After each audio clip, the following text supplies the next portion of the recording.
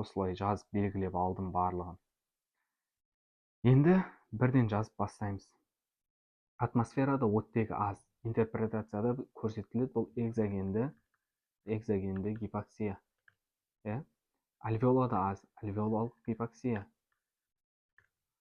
Кейін, то есть артериялық неде аз. Артерияда оттегі аз. Артериялық гипоксемия. Тоже веналық гипоксемия. И мына жерде берілген PaSO2, яғни гипокапния.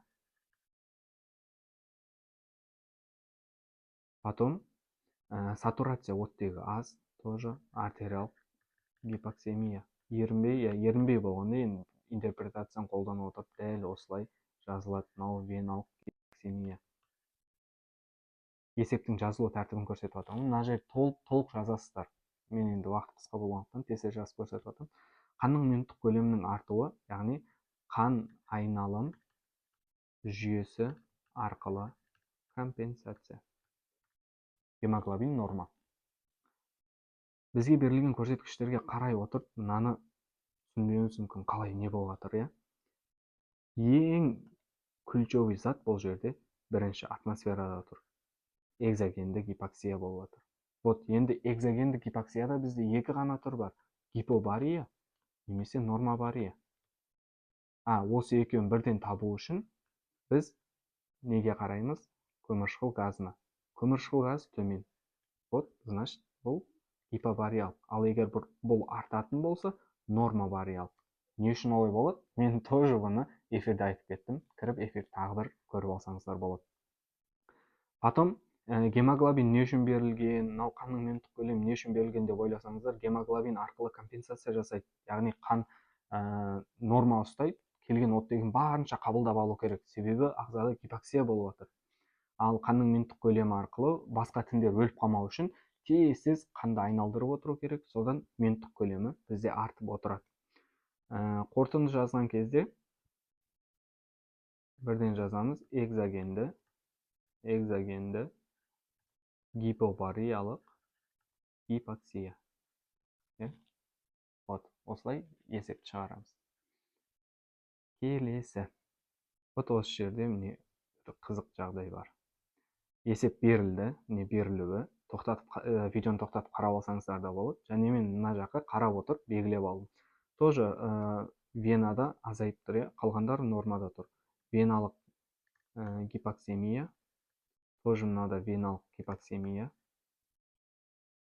Қос төмендеген. Қос деген қанның оттегі сыйымдылығы. Қанның оттегі сыйымдылығы төмендесе, біз білеміз, бұл гемдік гипоксияның дәлелі. Енді мына жерде гемоглобин тоже берген, және оның несін көрсеткішін беріп қойған 62 деп. 62 бұл орташа дәрежелі анемия. Және бізге неде беріп қойған адамда көп қан жоғалтқан. Қан жоғалту көрсетіп тұр. Уже бұл явно болып тұр ғой. Екі ключевой зат бар. Гемдік гипоксияның дәлелі және орташа дәрежелі анемия. Бұған жауапты біз сразу жазамыз: эндогенді гемдік гипоксияның анемиялық түрі.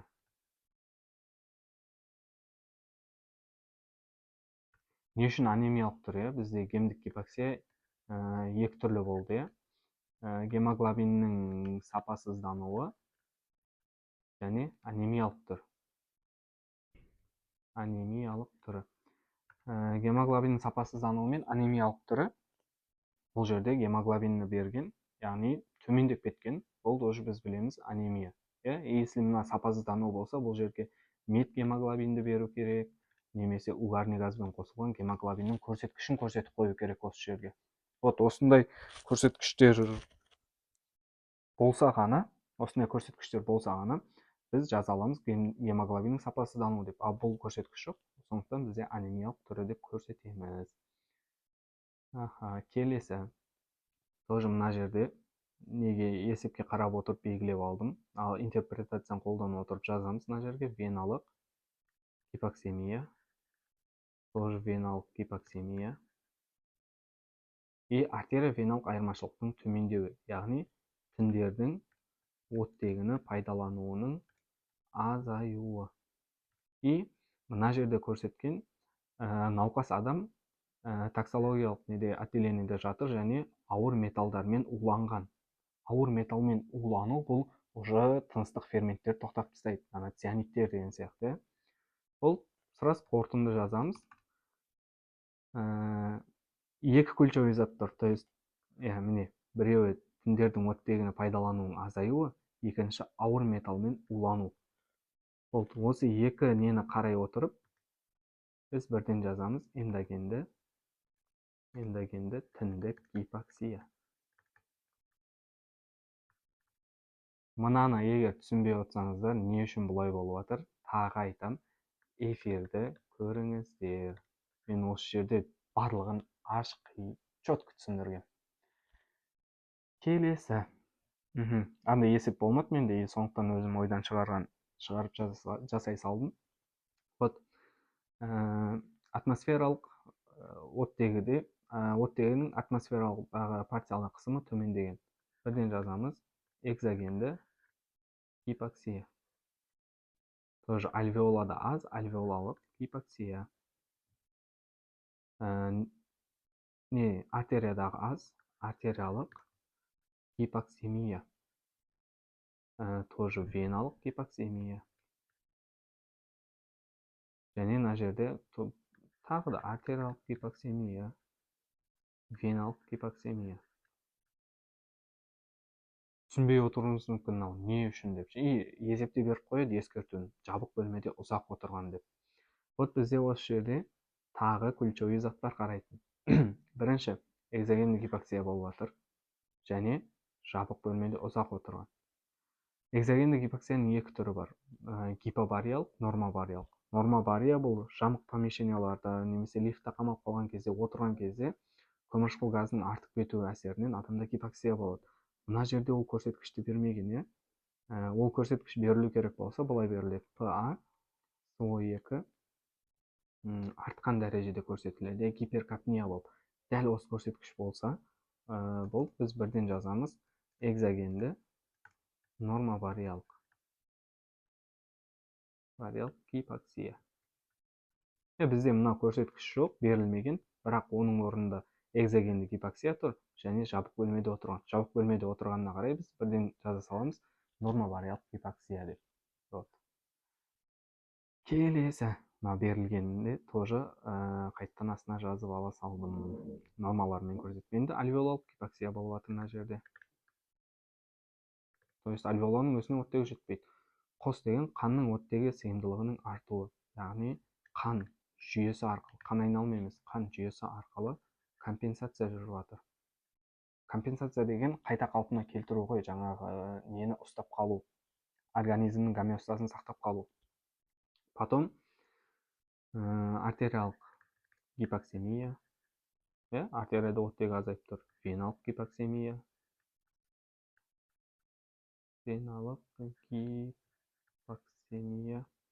потом тоже артериялық гипоксемия и веналық гипоксемия. Ал артерия-веналық айырмашылық бұл нормада тұр. Бұған аса мән бермейміз. Қарайтын затымыз альвеолалық гипоксия. Альвеолада аз, ауада норма, біздің альвеоламызға келіп атқан оттегі почти что жоқ. Альвеолада гипоксия болып жатыр. И альвеолада гипоксия болса, әрі қарай артериялық гипоксемия болады. Артериялық гипоксемия болса, уже әрі қарай веналық гипоксемия болар, өзін-өз қуалап кете береді. Вот не артерия-веналық айырмашылық норма. Значит, бұл ешқандай тіндікте емес, циркуляторлада емес. И біз қараймыз, атмосфера норма и альвеолада гипоксия. Вот альвеола бұл сыртқы ортамен байланысты. Сыртқы ортамен байланысты ол бізде тыныстық жүйемізде. Вот, и біз бірден жазамыз мына жерге эндогенді тыныстық гипоксия. Неге эндогенді? Бұл альвеола біздің ағзамызда. Мынау біз болсақ, кешеде эфирде осылай түсіндіргем. Мынау біз болсақ, біздің өкпеміз бар, өкпемізде альвеолалар бар. Бұл біздің ағзамыз. Мынау бізді эндоген, біздің өзіміздің ішіміз. Ал сырт мына жақ, бұлар экзоген. Осы жақта егер оттегі азаятын болса, онда гипобариялық немесе нормобариялық, бұл осы екі ғана вариант. Ал қалған жағдайда уже ағзаның ішінде болып тұрғаннан кейін ол уже не болады? Эндогенді болып кетеді екен. Мынау бізде походу соңғы есеп. Соңғы есеп тоже есебін таппадым, осылай ойдан құрастырған есеп. То есть сабақта істеген есептердің бірі болды. Барлығы нормада тұр, мынау берілген көрсеткіші бізге берілген норма көрсеткішпен сәйкестендіріп жасалынған. То есть мынау барлығы нормада тұр. Мынаның барлығын біз өзіміз неге кестеге қарай отырып сәйкестендіріп жазып шығамыз. Нормада тұр. Келесі ПВО2, яғни веналық гипоксемия. Және тоже веналық гипоксемия. Венада сатурация аз, веналық гипоксемия.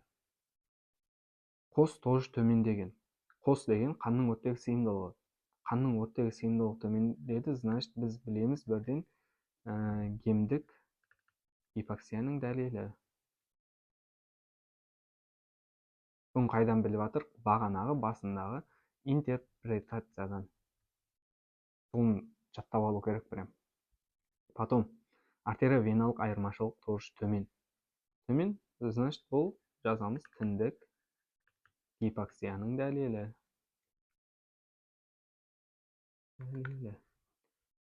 Гемоглобин 78-де тұр, төмен. Тоже интерпретацияда қарасаңыздар, бұл орташа дәрежелі анемия деп көрсеткен. Ал енді қорытынды жазаймыз. Мына жерде екі бірдей зат тұр. Гемдік гипоксияның дәлелі және тіндік гипоксияның дәлелі деп ше. Және анемияны тоже көрсетіп қойған. Бұл бізде таза аралас гипоксия. Бізде гипоксияның соңғы түрін айтқанда аралас гипоксия деп көрсеткен едік. Аралас. Соның ішінде кім? Эндогенді гипоксия. Енді көрсетеміз. Кіммен кім араласып жатыр? Гемдік гипоксияның дәлелі және орташа дәрежелі анемия. Значит, гемдік гипоксияның анемиялық түрі. Анемиялық түрі және не болып жатыр бізде? Тіндік гипоксия болып жатыр. Тіндік гипоксия.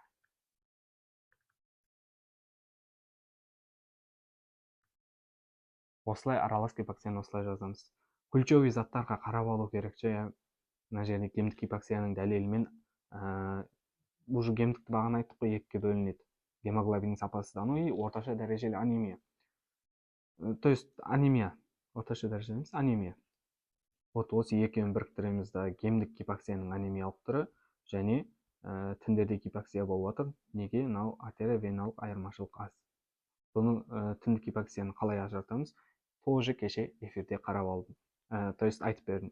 Сіздерге тағы бір айтатын, эфирді бір рет тағы қарап шықсаңыздар. И одан кейін мынау есептердің барлығы түсінікті болады.